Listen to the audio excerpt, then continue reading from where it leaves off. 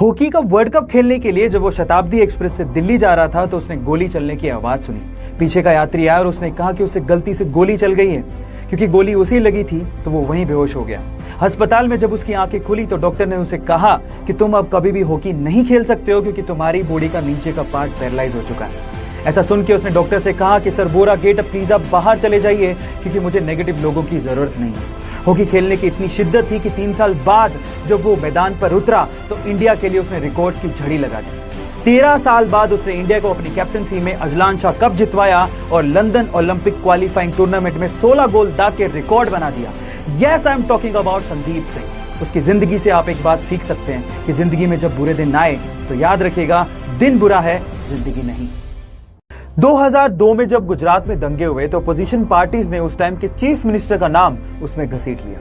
षड्यंत्र रचे गए, लेकिन गुजरात की जनता ने उस बंदे को लगातार 4 बार गुजरात का चीफ मिनिस्टर चुन के ये साबित कर दिया कि वो बंदा सिर्फ और सिर्फ गुजरात के डेवलपमेंट के लिए काम कर रहा था। उसने अपने कार्यकाल में गुजरात को हाईएस्ट जीडीपी वाला इंडिया का मोस्ट डेवलप्ड स्टेट बना दिया।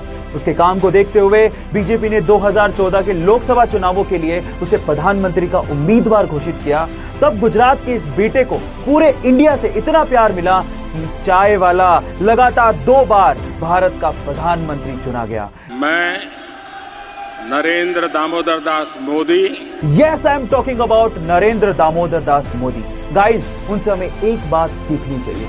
उनके अनुसार धर्म अपने कर्म के लिए निष्ठा और अपने देश के लिए समर्पण है।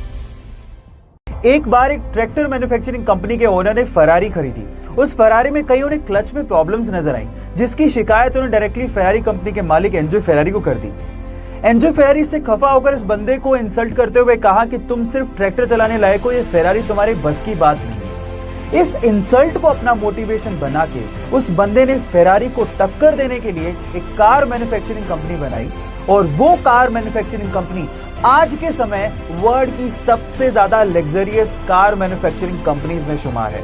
Yes, I am talking about Lamborghini और फाउंडर का नाम था फेरुशियो लैम्बोर्गिनी। गाइस, यह सीखने लायक बात यह है कि जब कोई आपकी इंसल्ट भी कर देना तो उसको पॉजिटिवली लेकर अपने लेवल को उस हद तक लेके जाओ जहां पर दुनिया आपको सलाम करे। सिर्फ एक मूवी के कमिटमेंट के लिए वो 4 साल तक अपनी फैमिली से दूर रहा। 5 साल तक उसने उस मूवी के अलावा कोई और मूवी साइन ही नहीं की। उन 5 सालों में बहुत सारे एडवर्टीजमेंट के ऑफर थे, लेकिन उसने एक भी एडवर्टीजमेंट का ऑफर एक्सेप्ट नहीं किया। हालात ये थे कि 5 सालों में वो बैंकरप्ट हो गया था। बहुत सारे एडवर्टीजमेंट वाले उसे एडवांस में पैसा देने को तैयार थे। पैसे की तंगी थी, उसके बावजूद भी उसने एक भी एड नहीं की और सिर्फ उस मूवी पे ध्यान दिया। फाइनली वो मूवी हिंदुस्तान के इतिहास की सबसे बड़ी ब्लॉकबस्टर साबित हुई। 2000 करोड़ का बिजनेस करके उसने सबको चौंका दिया। गलत किया देवसेना, औरत पर हाथ डालने वाले की उंगलियां नहीं काटते हैं उसका गला। Yes, I am talking about Baahubali और स्टार एक्टर का नाम है प्रभास। सो गाइज, सीखने लायक ये है, if you are committed towards anything you will be successful one day. अपने ड्रग के एडिक्शन की वजह से उसे बहुत बार जेल जाना पड़ा।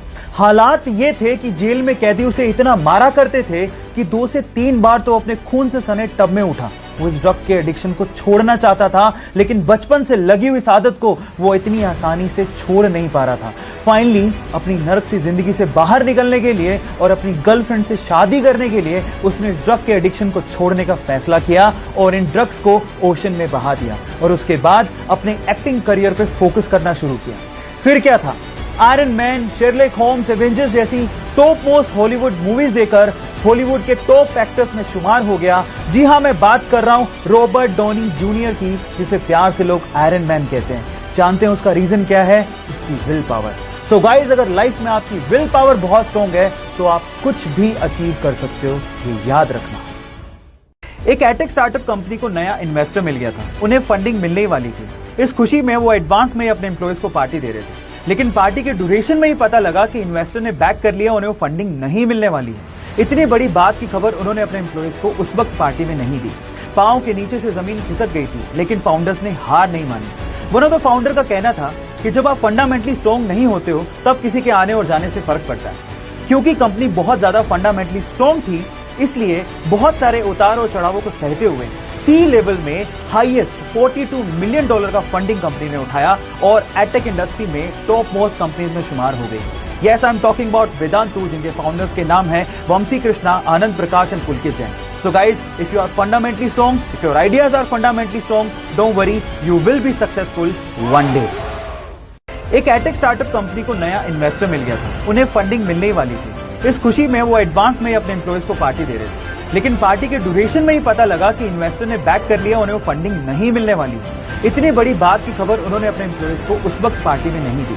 पांव के नीचे से जमीन खिसक गई थी, लेकिन फाउंडर्स ने हार नहीं मानी। वन ऑफ द फाउंडर का कहना था कि जब आप फंडामेंटली स्ट्रॉन्ग नहीं होते हो तब किसी के आने और जाने से फर्क पड़ता है। क्योंकि कंपनी बहुत ज्यादा फंडामेंटली स्ट्रॉन्ग थी, इसलिए बहुत सारे उतार और चढ़ावों को सहते हुए सी लेवल में हाईएस्ट $42 मिलियन का फंडिंग कंपनी ने उठाया और एडटेक इंडस्ट्री में टॉप मोस्ट कंपनीज में शुमार हो गई। Yes, I'm talking about Vedantu, जिनके फाउंडर्स के नाम हैं Vamsi Krishna, Anand Prakash and Pulkit Jain. So guys, if you are fundamentally strong, if your ideas are fundamentally strong, don't worry, you will be successful one day.